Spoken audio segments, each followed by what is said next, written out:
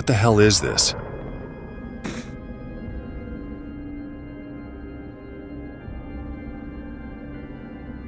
Well then, show me. Do you think this is it? I checked. There can be no mistake. This is exactly what I saw. The Thorn Soul. Perfect. That means this is what we need. Hey, hold on, let's talk. Explain to me what this is. It will help save the master who is sealed inside the tree. At least that's what I've heard. If you understand, then move your hand, Kawaki, before I cut it off. And where did you hear such a thing? Who's your informant?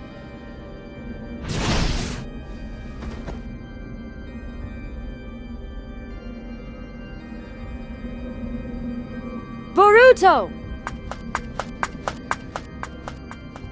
Damn. Boruto! Hey, what the hell is going on here? Delta, what's happening there? Looks like I didn't hit any vital organs. Seriously? He's attacking from the air. And from that kind of height?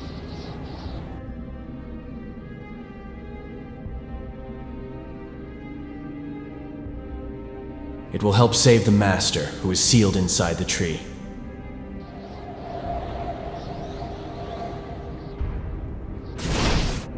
Sarada, are you okay?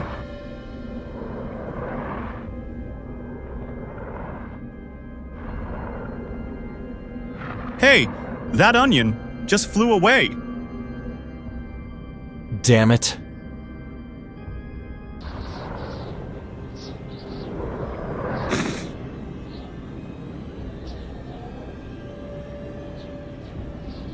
This Boruto. I never imagined he knew about the Thorn Souls. That means he's far more dangerous than I thought. Well, fine then. One Kawaki, as in Otsutsuki, is enough as food. Boruto Otsutsuki. I have made my decision. You must die.